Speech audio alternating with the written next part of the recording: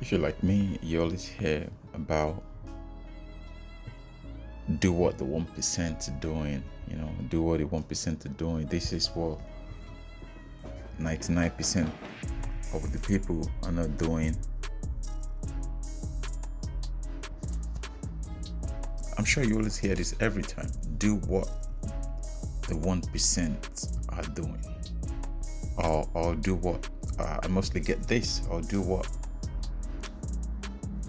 99% wouldn't do. Be the 1%. But have you ever asked yourself this question? Who are the 1% and what are they doing? What are they doing that you're not doing? And why are they doing it? And why can't you do it? Like, could you start now? Is it too late? Or are the 1% like able to do what they're doing because of where they started, who they are, where they've come from,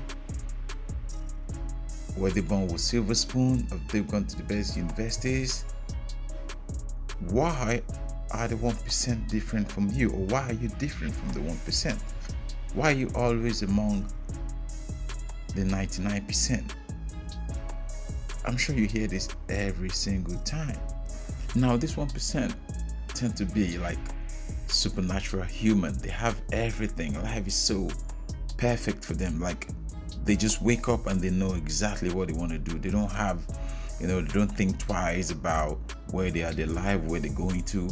Things just seems to fall in their laps. And we've always heard that the wealth of the world is with the 1%. And how can you get into this 1% if you haven't come from that traditional silver spoon generation? How do you break into it? How do you become something different? How do you get out of the 99% basket? We're meant to believe that this 1% are some special people that, of course, they run the world, they control everything, but they're so special that we can never be. Regardless of what you do, regardless of where you start from, like, they are special human. They have all the links, all the connections. Like, we are basically out there to work for them, serve them, contribute to their wealth. And you always hear this every time as well. The rich gets richer and the poor gets poorer. Why is that? Because it's believed that the poor has to keep working for the rich to get richer. That if the poor doesn't work, the rich doesn't get richer. So the rich makes it more difficult for the poor to actually ever break out of that working basket so they could keep contributing to their wealth. My wife went for an interview like some months ago with this FTSE 100 company in the city, central London. And the directors, the people she met, the different people, the top guys there, one of them has been a trader for 10 to 15 years. A very successful guy, lives in the poshest part of London. And like, my wife kept having conversation with this guy just to discover what he's been doing, where he's come from. Of course, he went to the best university in the UK, one of the best universities in the world. He's come from like a wealthy family, but himself is just being, of course, he might have had the opportunity to, or the access to, his place of work, the connections, but he himself has invested 10, 15 years doing the same thing that he's built on so much capital, not financial only, but as an experience. So he's been doing the same thing over and over again over 10 to 15 years. And now he's like the best in the world. He has everything, travels everywhere. But of course, opportunity was given to him, but he has taken advantage of it. So the 1% are those who actually take advantage of what's there. So you might not come from the same place as these people from the 1%, but it's just like, in your current role, what are you doing? Are you doing more than you're being paid for? Or are you just doing enough? There's another music director. He just relocated from Hollywood back to London. Then I get speaking to him about a book I'm trying to publish, and he was just, telling me like music he's produced and directed, and a lot of things, music I know, I listen to every day. I had no idea this guy is behind this music, and he's doing very well. But he hasn't come from that traditional silver spoon. He's gone after something. He thinks this is what I'm going to do, and for him, that was worthwhile. He invested his life into it, and he's just gone for it. For almost 20 years, he's done the same thing. He's worked towards his art, he's improved himself, and he's now among the 1%. He calls the shot. So this 1% are not just people who are only from, of course, there's more people from silver spoon background, private school background, the best Ivy League or Russell universities in the world. But most of these people, there's a lot of people who have come from nothing just like you, but they've chosen something, they've picked something, and they've committed their life into it. They've given 100%, they've gone above board, they have tried to improve themselves every day. These are the 1%. But most of us in our current role, we just think, I'm just going to do the bare minimum. I'm not going to do extra. I'm just going to do exactly what I'm being paid for. But if you are doing exactly what you're being paid for, then you're already being paid for what you're doing. There's no way you're going to come seek a higher wage, because you're already being paid what you want. But if you are doing more than you're being paid for, then there's the capacity, there's the opportunity for you to get a promotion, get paid more, get better offers, because you're actually delivering more than you value. That's what we forget. For you to grow, you have to be giving more than you value. You have to be worth it. But most of us just think, I'm just going to do exactly what I'm being paid for. And then you want a higher pay, you want to negotiate a better salary, you want a better office, you want a better working condition, but you haven't actually given more than what you've been paid at the minute. So although the 1% might have all the opportunity in life, well, most of them, they believe in the commitment to build, the patience to understand and grow. They believe to fail gradually and then pull themselves together and start all over again. They learn from the mistakes, but then they keep growing.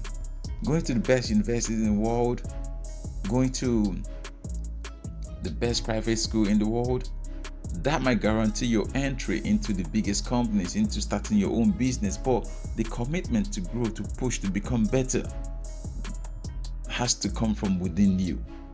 You don't need like a certificate to tell you that. You need your own inner build ambition. We all grow when we look at ourselves and we say, okay, I have to stop doing what I know full well is wrong. I mean, all in the name of fun and happiness. Most people are at work and the same time they're on holiday. Their mind is everywhere. They said people who go to work for 8 hours a day, the work they do, they focus, they give less than 1/3 of their time. They spend 8 hours a day in the office, but they actually give less than 1/3 of their time to their work. So most people's 8 hours work could be done in 2-3 hours. There's a saying that when you have work, time expands to capture the work. So you have 8 hours, somehow your work for the day expands to take out that 8 hours. That's because you are just there because you're just there. You're just there because you're being paid. You're not there because you want to do more, contribute more, grow. So work if you are work,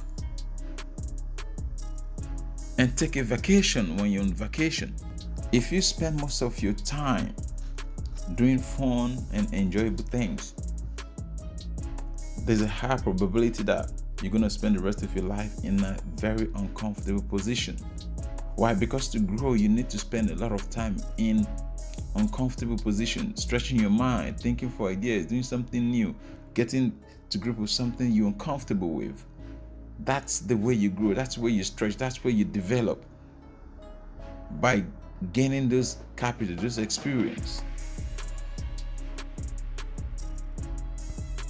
The thing I've come to realize, like, we human, we are our own problems. Our problems are never other people. We choose our own directions based on our destination, our discipline. We either move beyond that discipline, that desire, or we allow it to overcome us. Now, don't ever allow your current situation to constrain you. Always try to move beyond it. We are a higher being. Why is that? It's because we have the ability to choose. That's what separates us from other animals. We have the ability to choose. We have the ability to say yes or no. We have the ability to defy, to push it back, to do it today or tomorrow, to go beyond. We have the ability to go beyond. We don't just go with instincts like animals. No. And that same ability is our downfall, because we have the ability to do it now or to push it back. That same thing that made us higher human is the same thing that holds us back. One way to know is that you should know that whatever you're doing, whatever you are, you have the ability to choose, and you have chosen whatever direction you're going. No other person can do that for you but you. As human, we have the ability to aim, the ability to aim at something. That alone brings us concentration. Just take, for instance, trying to hit a ball or kick a ball into a direction, into an angle, into a net post. That alone brings focus and concentration. And you don't always hit it every time. Take, for instance, a penalty kick. You have the goal.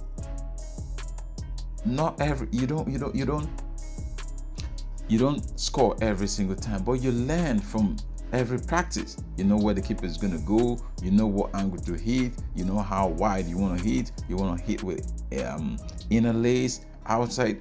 You learn from practice. No one gets better without practice. I haven't seen someone who just gets up today and next day did the best thing. Everyone you celebrate, everyone you congratulate, everyone you follow on social media, they have been putting in the work behind closed doors. They have been practicing behind closed doors. I'm sure when they started, Jim Rohn says when he started public speaking, he got up and his heart sat down because he was so scared. He had so much butterflies in him. But the only thing that changed is that he got up time after time after time. But every time he stood up and spoke, he got better. He got more confident. He read more books to help him. He listens to other people. That's what the 1% do. They carry on regardless of the failures, regardless of the trial, regardless of the circumstances, regardless of the obstacles, regardless of the disadvantage, regardless of their starting point. They never give up. They never give in. They pick a destination and they go after it. There's no guarantee that they might hit that every time. But what's the other option? Not to sacrifice your life for something greater? What's the option? They said even in the Bible, the time of Abraham, like every time he had to sacrifice a newborn lamb to God, that was to show himself the seriousness of going into his field, picking up a young lamb and just cutting the neck and sacrificing it time after time. That's to show himself, not even to God, that's to show himself the seriousness of, I am willing to sacrifice. And what is concentration? What is focus? What is discipline?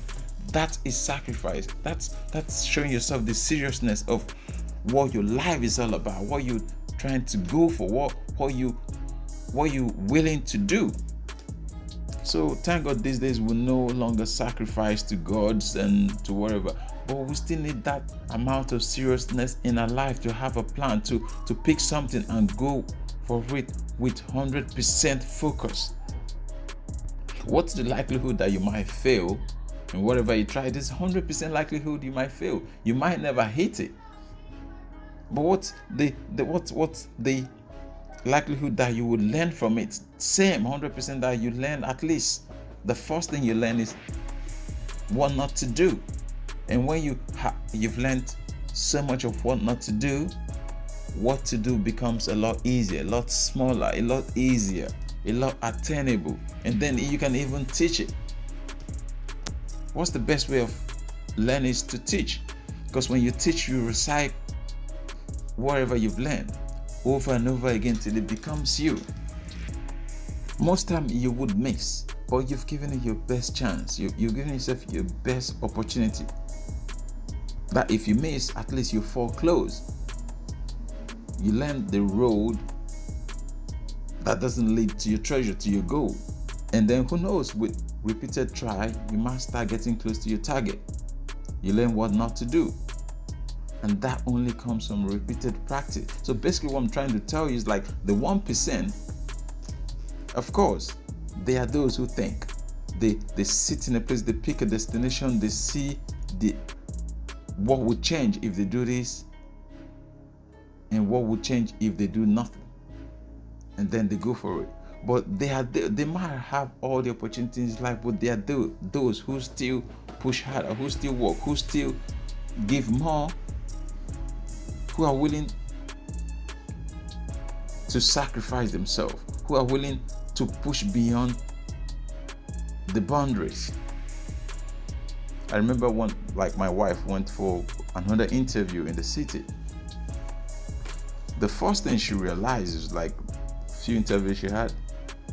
The first thing she realized was like, these guys on the Wall Street, these guys in the city, these guys in the banks, the guys who are doing very well, they're working more than 100 hours a week. More than 100 hours a week. And these are guys who are doing very well. You see them traveling first class in different places, private planes. They are giving in more than 100 hours a week. And these people, they have families, they have everything you have, but they are willing to work more than 100 hours a week. But like when you see them on holiday, on vacation, driving the best car, living in the best addresses, then you tend to say, oh no, of course they had all the best opportunities in life. They didn't start where you start from. But even with all that opportunity, they still have to work more than 100 hours a week. Now ask yourself, how many of you are willing to do that 100 hours a week? 100 hours a week. So I'm telling you, in 5 days, you're working more than 16 hours sometime. 100 hours a week. Imagine that. How many of us are willing to do that? But we'll find nothing by just... Some people say mediocrity is just living,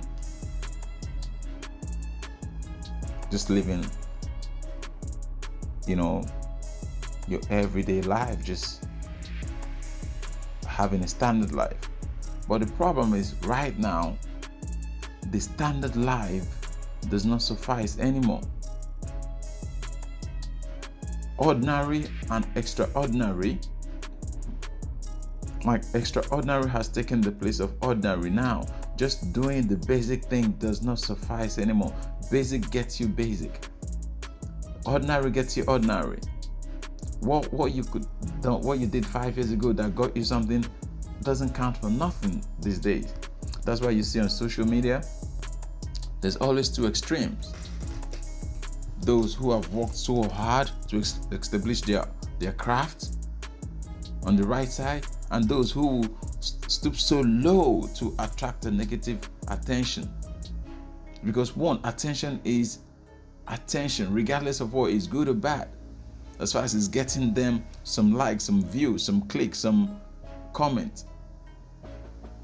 No one is willing to stay in the middle anymore, because people knows it's either you're on the right or on the left.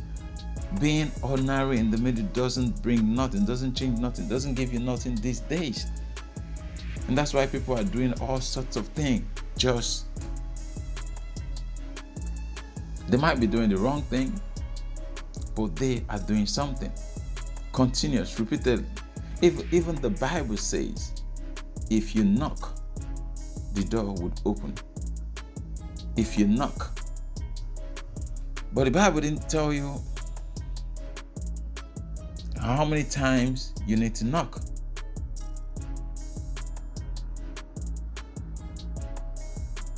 But it doesn't say if it's just one time, 2 times, or 1,000 times. It just say if you knock. And some doors are harder than others to hear. Some doors are plastic, some doors are oak, some are timbers, some are metal. So every door requires a different amount of knocking and strength. The way a friend comes to wake you up, knocking your door, is different from the way like a police comes to bang your door during an emergency. There are different types of knocking and there's different duration. So our perception in life is structured by our goal in life. As human, we can only function properly when we have a goal, when we choose something to go after. Because we are happiest when we believe we are in pursuit of something, when we're working towards something, towards our goal, towards our family. So what brings happiness? Responsibility brings up happiness. Humans are always looking for something. And that is mainly the reason for living. That's mainly the reason for living.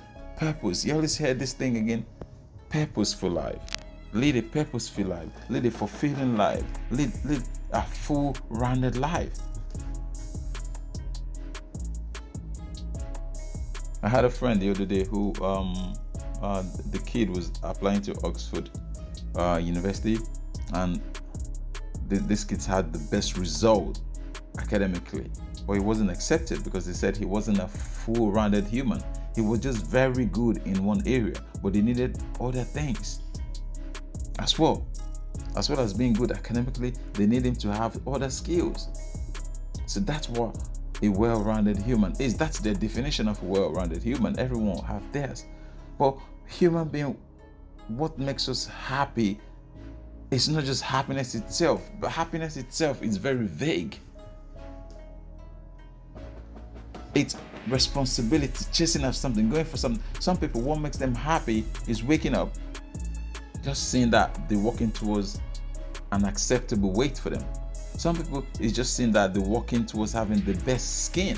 I mean, I know some people who that's all they actually want, just having the best skin. Walking towards something continuous. Probably when they get there, they would want something else, but for now, that would do. That's okay for them. That's what keeps them happy. That's what wakes them up. Another example of why happiness is in doing, happiness is in action, happiness is responsibility. Have you always remember when you're planning for holidays, when you have to go for holidays? Sure, you know you're going to return to your mundane life, but for that short period, for that short time, for that, you are so happy because you quickly rush through everything because you're looking forward to something. There's a goal in place. There's something that you walk into, or something that you've been planning, something that you have to save yourself for. And that's what happiness is. That's what goes. That's what sets people apart. And there's some people in their life who have this kind of go every single day. They don't just go to their job for the sake of going to the job, showing up. They go to the job and they do more. They contribute. They're looking to grow. They're looking to become better. They're working towards something. They're developing a skill. To develop ourselves is so easy these days. Gone are the days where there's some books written for some special people and then another books written for. Now we all have access to. We all have a lot of access to read. We all have access to develop ourselves. We all have a lot of access to grow. I remember one of my first books was Jordan Peterson. I'm not sure if it was the 12 rules or 12 laws, but one of my first book was Jordan Peterson. Another of my first book was the 48 laws of power, but by Rob Allen. So there's a lot of books for us to help us grow, to help us, write out our plan. One of the plan I'm following now, and I've been using this for a while, working with other people. It's from Jordan Peterson. Actually, it's called self-altering. I think it's on the site. You can go and use this yourself. It's on self-altering.com. So I use this now to work with people, work with friends, to help them set goal, help them set where they want to be, in the next 3 to 5 years, for example, because our goals are constantly changing. As we move towards our goal, we see better, and that's okay. And then we change. I'm sure whatever you were thinking, however you're dressing, whatever you're planning 5 years ago, it's different from now. I mean, looking at my old pictures, like 5-10 years ago, I used to wear like baggy jeans and oversized t-shirts, and I think I was into American hip hop those days, bandanas and headbands. That was me 5-10 years ago, and there's nothing wrong with that. But would I dress like that today? No, because I've moved on to a different place. There's a different me now. And why that? My past experience was valuable.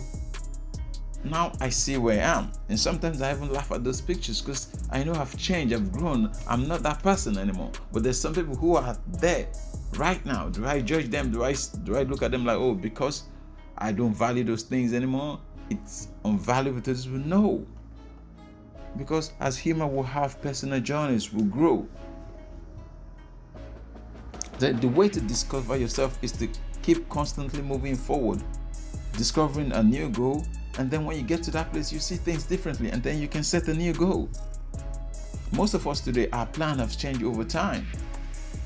As we get closer, we see something different, circumstances change, and then we alter our goal.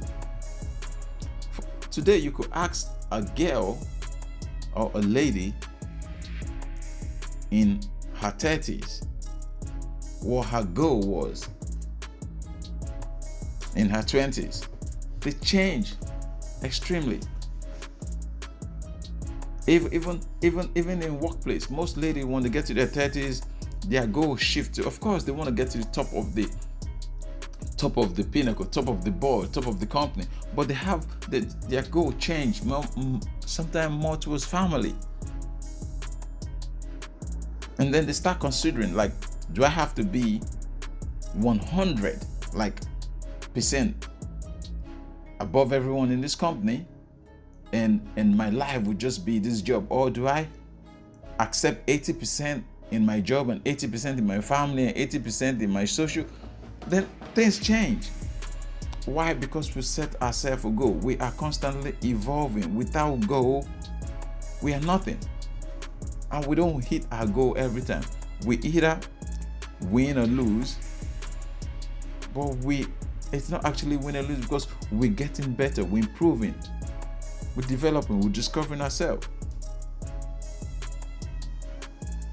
An example of this is like when I go back home, I go to my area where I grew up, I made a lot of old friends, the same joint, the same angle, but of course we've advanced in years, we've grown, we're getting older, but some people still see life from where they are 10, 15, 20 years ago. That's because they've not evolved, they've not moved on, they have no goal, they've decided not to go or do something that requires critical thinking. So sometimes we move away from old friends, we change our locations. Things that gave us joy doesn't anymore, and that's okay, because then it's easier to see that, because you might not be taking stock that you change it until you meet some old friends from high school, or you move back to the areas you were living and things hasn't changed. Then you start to see like you actually had to go all this time. It's just you weren't aware of it. But the thing is, the 1% are aware of this every single day. It's like the wake up alarm. I experience this myself. Every day I haven't got a to-do list. It's almost very difficult for me to get up. But every day I have a to-do list the night before. I wake up immediately and I go after it. So that's why you have to put things on paper, because there's a limit to what your mind can keep. Your mind keeps changing. So whatever you think or you hold, before you know, something else is taking the place. So we constantly have to keep adapting. That's why it's good to have a to-do list and write it down. Because if you don't, your mind is likely to push it the back of your mind and bring something new. Before you know, you've forgotten it. And what did they say? Every idea you don't use, you lose. And sometimes there's ideas that could have made you something. Your mind simply think it's unimportant, shoved it to the side, you've forgotten it, and before you know, someone else brings that idea to life, and you're thinking, oh, had I? Focus helps you create a future you want. And even if you miss that future, you know what not to do. I mean, why have a goal? Why create a future that is absolutely what you want for you, for your family, for your kids? Why create that future? Why think about it? Why dream about it? What else is the best use of your time than something you can create and stake your whole life on? Something that you regard, wow. What's the alternative? Where else would you rather use your time for on this planet, on this universe, in this world? What else it's more valuable than your family, than your friend, than your children, than your career? What else could you, if you could plan what you want your life to be down the years, 5, 10 years from now, what would it be? What would you give your life for? What would you sacrifice your life for, like Abraham did in the Bible? Sacrifice is another word for commitment. Sacrifice, giving something up, because the truth is you have to give something else. You can't go with everyone. You can't, even like in the Bible, in Noah's Ark, only few people went into the ark. Everybody can go in. You can't go with everyone. You just have to select what comes with you. It's like you're going on holiday, you have so many clothes, you can't take everything. You just have to pick what comes and what goes. Our lives is about improvement. Most of us want our children's life to become better than ours. So we start taking our life for a better future for them. If you ask most people who work today, why do you work? The first thing they tell you, I'm working because of my children, because of my family, because there's always a purpose, there's always a reason. But is this purpose big enough? If you want to harvest, you must first plant. That's the goal. You must plant first. No one harvests without planting. That would be robbery. That would be thieving. And it actually doesn't end in just planting. You take the soil, put the seed in there, but then you have to water. You have to pray for favorable weather. That's outside your control. But what's within your control is to water if there's no water shortage. You have to weed it. You have to tend to it. That's way better than not planting and just wishing. Because when you plant, you weed, you water, that means you've done your bit. Now you can pray for favorable weather. That's outside your control. And that's what it is. That's something that 1% do. They do the planting first, and then they do the weeding, then they do the watering, then they pray for a favorable weather. And you might ask yourself, if it's that simple, why is everyone learning the 1%? It's the same thing. Why doesn't everyone plant? Because everyone wants to harvest. That's because regardless of how bad you think you are, regardless of how bad you think you're doing right now, the truth is you are still doing better than what your generation did before. You're still doing better than you were in the dark ages. You are doing better than now. What you're going through right now is better than what you've gone through before. So sometimes you're like, after all this, it's not so bad. Compared to where you've come from, you are kind of comfortable. I mean, comfortable in misery because you could do better, but at least it's better than where you've come from. And that's why so many of us don't push harder. We don't plan, we don't think. Of course, we say we want a better life, but we think somehow we're comfortable where we are. We can eat, we can sleep, we have light, water, shelter. Sometimes we go on holiday. Life is not so bad. How much more could you do if you didn't have all you have now? I mean, we all have our personal problems. But these are personal problems. Sometimes they are the opportunity that calls us to adventure, the opportunity that gives us the power to grow, the power to see ourselves in a different light, the power to become more. Because they say life is full of problems. Just choose the problem you love solving. Without problem, no one becomes better. They say, great is he who has the opportunity to justify himself to himself. And that only comes from having the opportunity to face problems, to overcome. And many of us shy away from this. We're very comfortable where we are. Even it's misery, even though we know we could do better, but we're so comfortable where we are. We're like, why? We'll never really discover our real self.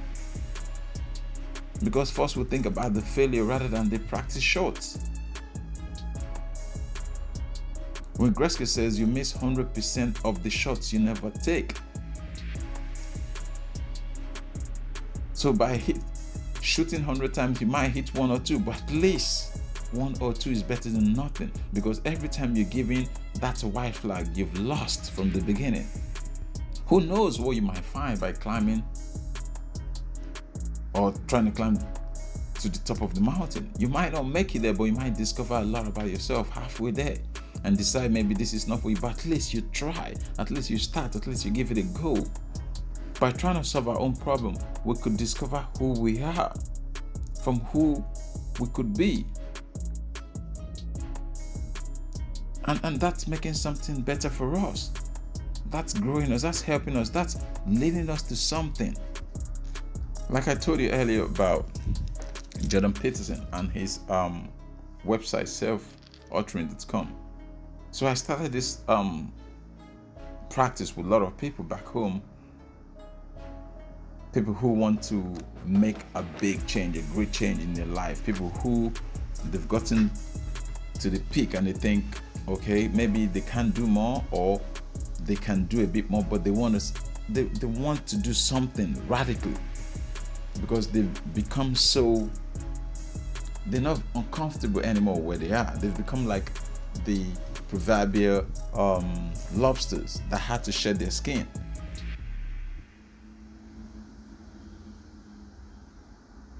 So I basically ask them this question,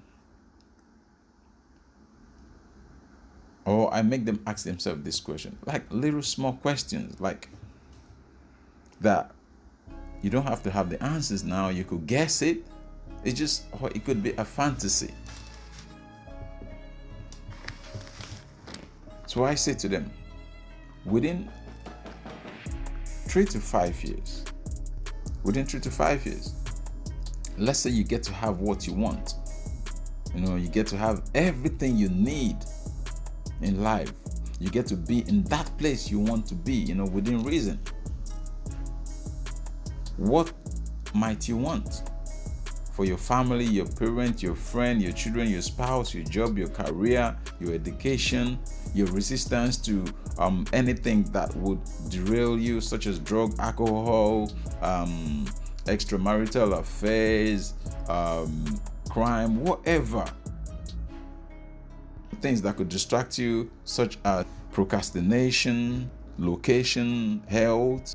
Like, how would you use your time in an engaging manner? If you can have all you want, what is it you would want? I start doing this with especially a lot of people who are trying to relocate to Canada, to the UK. Mostly people, I'm talking about people in their 40s, in their 50s. This simple question.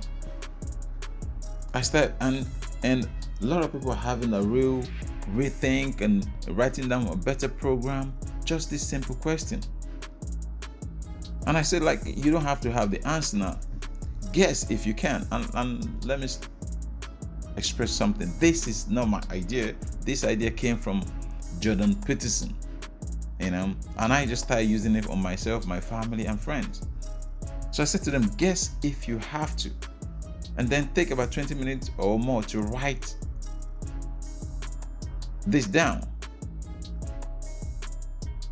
If all of this was to manifest itself in your life, what is it you would want? What is it you would do? So by writing exactly what you want, that's a starting point. That helps you put in place what you have to do. That's another exercise which I'll get into later. But number one, by writing exactly what is it you want, clearly, regardless, taking away the obstacles. This is like fantasy, writing every single thing you would want in this world. That's number one. Then we'll get later into writing the steps, how you're going to get there, the commitment, the sacrifice. But number one, just writing down what you will want. And another thing he puts there, Jordan Peterson, is like, on the other side, I say, write down what would happen if all of this thing you've written down, where you want to be, what you like to do, if all of this thing does not happen. If all this thing you've mentioned, you've written down, if they never happened in your life, what would happen to you? And also, some people, like,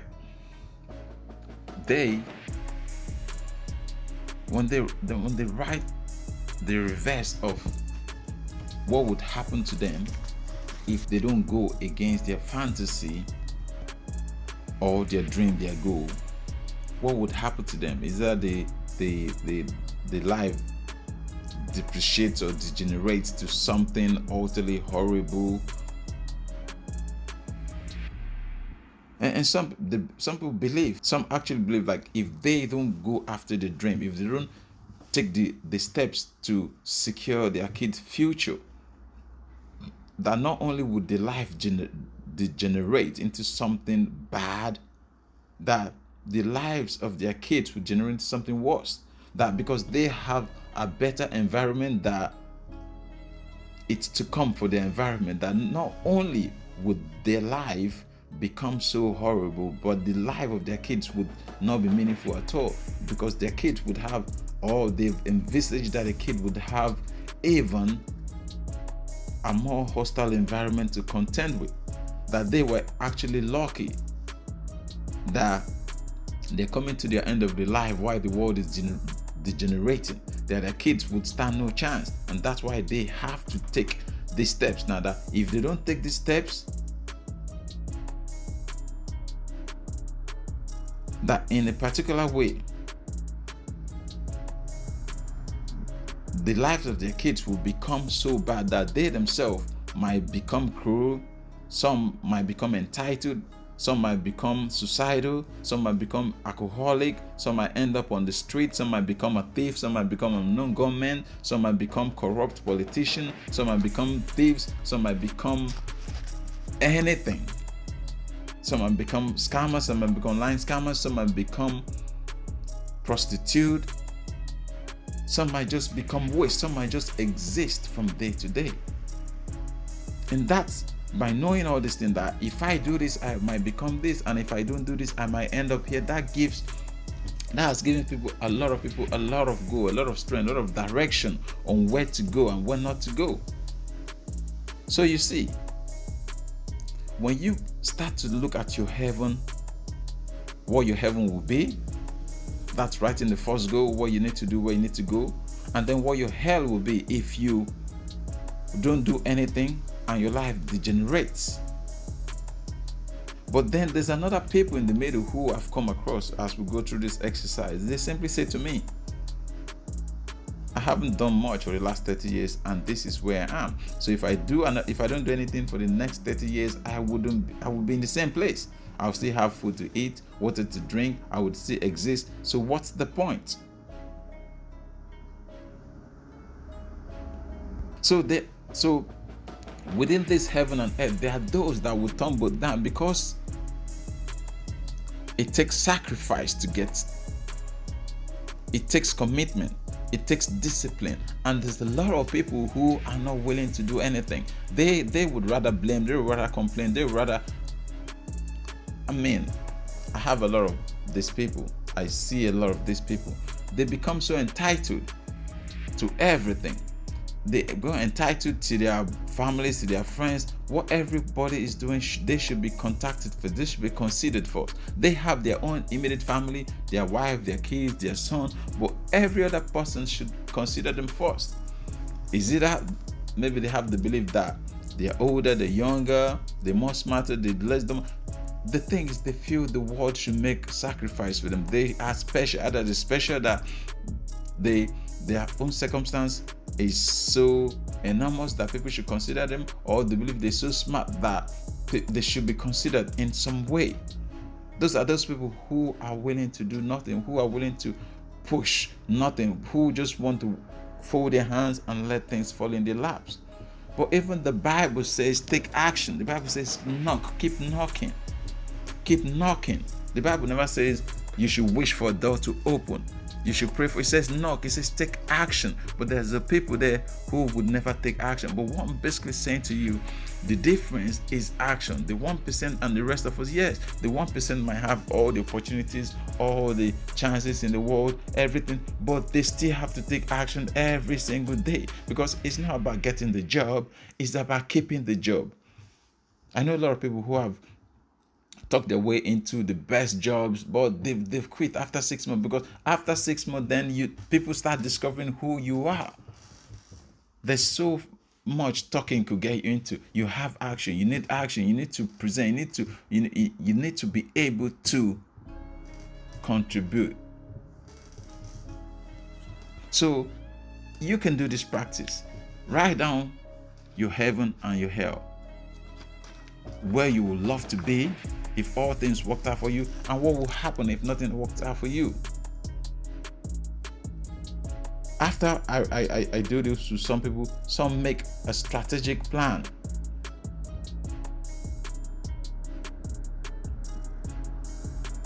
So I've done this with so many people now, especially people who have relocated from the developing world into, so they actually know what they come into before they take a step, before they leave. They actually get up and make a plan.